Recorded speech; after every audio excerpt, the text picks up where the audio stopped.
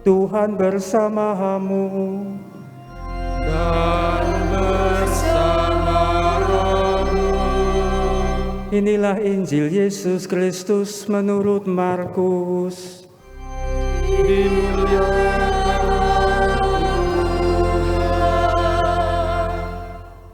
Pada suatu hari, Yesus yang telah bangkit dari antara orang mati menampakkan diri kepada ke-11 murid dan berkata kepada mereka, "Pergilah ke seluruh dunia, beritakanlah Injil kepada segala makhluk. Siapa yang percaya dan dibaptis akan diselamatkan, tetapi siapa yang tidak percaya akan dihukum. Tanda-tanda ini akan menyertai orang-orang yang percaya. Mereka akan mengusir setan-setan dalam namaku. Mereka akan berbicara dalam bahasa-bahasa yang baru bagi mereka. Mereka akan memegang ular dan sekalipun minum racun maut, mereka tidak akan mendapat celaka. Mereka akan meletakkan tangannya atas orang sakit dan orang itu akan sembuh." Setelah berbicara demikian kepada mereka, terangkatlah Tuhan Yesus ke surga, lalu duduk di sebelah kanan Allah. Mereka pun pergi memberitakan Injil ke segala penjuru, dan Tuhan turut bekerja dan meneguhkan firman itu dengan tanda-tanda yang menyertainya.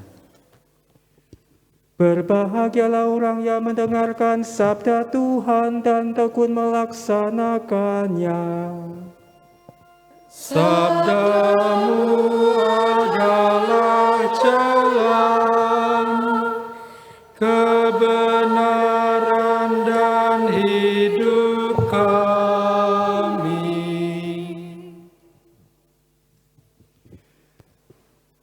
Bapak, Ibu, dan teman-temanku sekalian, ketika Yesus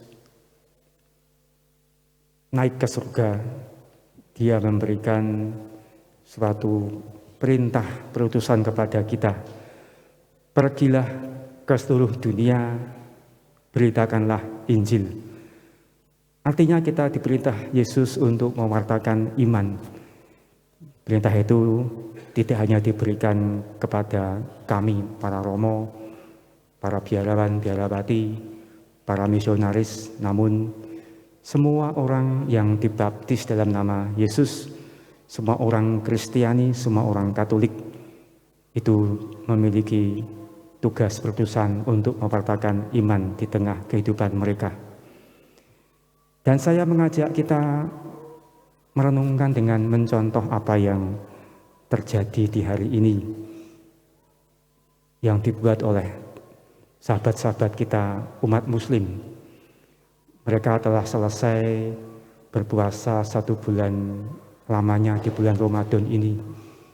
Dan hari ini sudah terdengar gema takbir yang membahana di segenap penjuru kota Klaten ini. Secara esensi, takbir itu adalah suatu syiar atau cara mewartakan iman mereka. Dan ketika kita boleh merenungkan atau melihat kembali kata-kata takbir yang mereka ucapkan, itu berarti adalah kira-kira Allah Maha Besar, tiada Allah lain selain Allah. Itu diulang-ulang supaya kita mendengarkan betapa agungnya Allah, pewartaan iman yang mereka buat.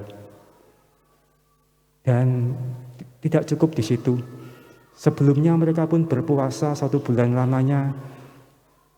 Bukan suatu hal yang ringan, yang bagi saya mengagumkan. Dengan penuh ketekunan menahan segala nafsu dan godaan-godaan dan berlomba-lomba untuk berbuat baik di bulan suci Ramadan ini. Dan kemenangan itu mereka rayakan dengan cara memberikan dan meminta maaf satu sama lain. Seolah-olah semua relasi yang tidak baik lebur dalam upacara Idul Fitri yang akan dijelang besok. Pewartaan iman itu sesungguhnya suatu hal yang boleh kita lihat dari teman-teman kita umat Muslim. Sesungguhnya simpel.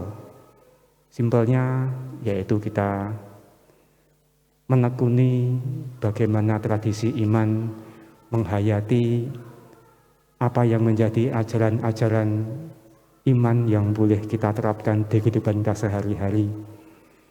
Simple, namun juga sulit karena dibutuhkan ketekunan, dibutuhkan suatu ketekunan yang luar biasa untuk melawan segala godaan untuk tidak berbuat itu. Pewartaan itu simple namun juga sulit. Dan marilah kita mohon rahmat Allah. Kita diingatkan kita semua memiliki tugas mewartakan iman. Siapapun kita, apapun profesi kita, karena kita ini adalah para murid Kristus.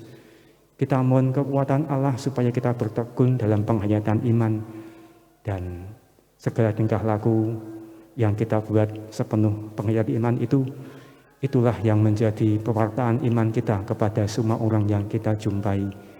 Mereka bisa melihat betapa dalamnya iman yang kita hayati, betapa agungnya cinta kasih Allah yang kita wartakan kepada semua orang yang kita jumpai. Karena kita ini adalah para murid Kristus yang diutus Kristus. Pergilah, beritakanlah Injil kepada segala makhluk. Kita bangkit berdiri, kita bersama